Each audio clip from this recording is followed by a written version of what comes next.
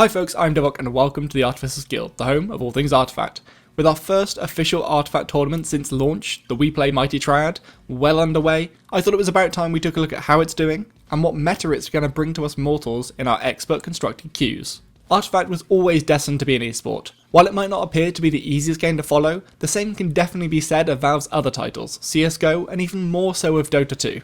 Valve loves esports, almost as much as I do I'm sure, so it was no surprise to see events like the current WePlay Mighty Triad crop up this early on in the game's history. Bringing together well-known players from Artifact, as well as a few players who are still more invested in other games, we got to watch a fantastic weekend of group stage matches with the best of constructed format on show. If you were wondering why some streamers had recently swapped to constructed for a time, well, now maybe you know. Preparation for the WePlay Mighty Triad in order to fight for the $50,000 up for grabs. The tournament has largely been a success so far. Viewership is struggling, but that's likely due to the result of a game having just released. Most people will be playing instead of watching. However, there have been a few criticisms of the project. The one I align with more is the questionable decision to invite pro players who really aren't as invested in Artifact. Sure, it might have helped viewership, but only for the group stages, as they were never going to last against actual Artifact players. Occasionally a good match was shown, but more often than not, these were more obviously weighted towards the names we already know of in Artifact. The game quality isn't really the problem I have with this though. I just feel bad for those other pro players who are already invested in Artifact, but who didn't see an invite. There are plenty of them out there, and maybe they had other commitments and had to turn the invites down. We don't know the full story, but in future I'd definitely like to see some preferential treatment to the pros that have stuck with the game. Although some open qualifiers would be even better to allow some of our rising amateur players a chance to strut their stuff. The most complained about part of the WePlay series though is the quality of the cast. Now, can I just say, shame on you guys. It's hard enough to please people as a content creator, but when you're the narrator of a story, the spotlight is on you even more so, and as a result, the criticism seems to be harsher. The talent for the WePlay series has been doing a great job. I'll admit I've been tuning out between games, or since we're busy running our own open circuit of tournaments, I've been catching up with the games here on YouTube and skipping panel sections, so those can be a bit more engaging. But the actual cast itself I've thoroughly enjoyed. Panda even opened a Reddit thread asking for constructive criticisms to make sure he and the others were accounting for any issues. So yes, I do find the panel sections could use a little polish, but this will come with time.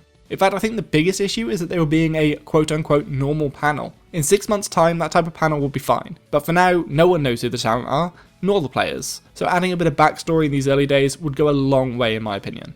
Okay, that's enough about the tournament itself. We're obviously all here for the games, and more specifically, how the meta has formed. Going into the tournament, the last major event was the preview tournament, which was largely dominated by green ramp decks, either blue late game control or red times of triumph. Of course, since then we've had the launch of the game, and a large swathe of players have joined us, potentially upsetting the meta a little. So it was always to be considered that we'd see a different meta here at WePlay, but also an extremely varied one, as the meta would not yet be quote unquote solved. However, we do have a succinct meta. It's red-black or red-green pretty much everywhere you look at the moment, with the exception of one group which decided to go with Salamania Storm, which is the old blue-green deck from the previous tournament. While this is a different meta from the previous one, the lack of variance is a little astounding to me. Most people are concerned that this means the meta has indeed been solved. Everyone was added to the game, and now we land on just 2 stable decks with a few variations. However, I'd argue it's quite the opposite. I think the huge number of new players haven't had a chance to affect the meta yet. It's still being choreographed by the beta testers, and this is what they've landed at.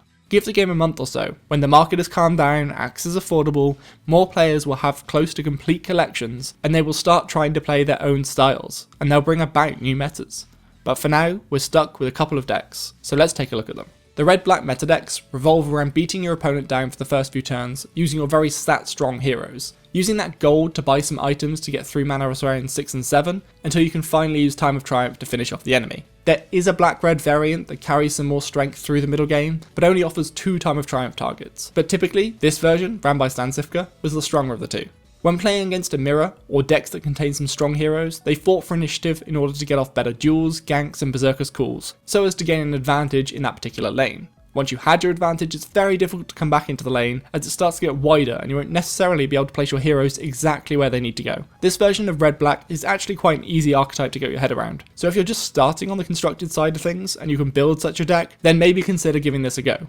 While Axe is pretty much a staple in this deck, if you do not have him, you can swap him out for Tinker and play the black-red variant, or you can try your hand with any number of red hero replacements, such as Beastmaster, Tidehunter, Sven and Ursa. Let me know in the comments below if you're running this deck, and if so, what are the changes you've made to accommodate. So that's the red-black deck. Powerful early, then scales late. If we now take a look at the red-green deck we've been seeing, this variant is from Life Coach, we see a couple of familiar faces. Axe and Legion Commander. If you have either of these cards, this tournament has done wonders for their price on the market, so I consider selling before the meta changes if you have any spares. This particular variant of the red-green ramp deck runs Beastmaster, but you can substitute him out for almost any other red hero. We even got to see Tidehunter winning in this deck, which was nice. The idea behind this one is to scale to an unbeatable late game. The red-green variant runs both Time of Triumph and Emissary of the Quorum, which is already scary. But then you add at least Salamania's Favour and possibly even Stars Align, you find yourself being able to ramp up to your mana ahead of your opponent and able to reach the incredible late game during mana's rounds 5, 6 and 7. This plays directly into the weakness of red-black, as they have some control options during those mana rounds, but no endgame of their own. Another nice little thing you get for adding green is a series of exceedingly powerful improvements. Unearthed Secrets, Mists of Avernus and Cheating Death all completely change the way the game plays out, making your deck more consistent, more frightening, or just downright annoying. And being able to play these across any lane means that even if you just have 2 green heroes, you can typically find the right space for this. I'm not even sure how I haven't mentioned Drow Ranger yet. The hero everyone was worried about coming into launch, giving all allied units +1 attack, and a signature card that silences all enemy heroes, effectively locking them out of a lane. This card is exceptional and really gives this deck control of the late game. Before we finish, I have to give some honourable mentions out. We saw mono blue and mono black in this tournament, and while they struggled a bit, there was a genuine chance that they could have taken some more games. I'll stick a link to a handy spreadsheet created by Redditor Booyah Squad in the description or comments below. It has a list of all the decks played, as well as links to the playartifact.com versions, so you can paste those into your client. So what does this meta mean for us mortals? Well, I think we are quite fortunate in Axe being exceedingly expensive. If the WePlay meta made use of a commons only deck that was stomping everything, it'd be a safe bet that that deck was the only one you would see in your expo runs. But as these decks are just so damn expensive, I think for now you'll see a huge variety of decks in game. I for one am still running my blue-black control deck.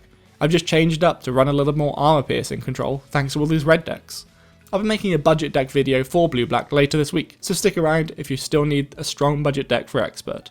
And that's all we have time for on the WePlay tournament, folks. As always, thanks for watching, and if you enjoyed this content, feel free to like and subscribe as it really helps the channel out. I'm Divok of the Artificers Guild, and I'll see you next time.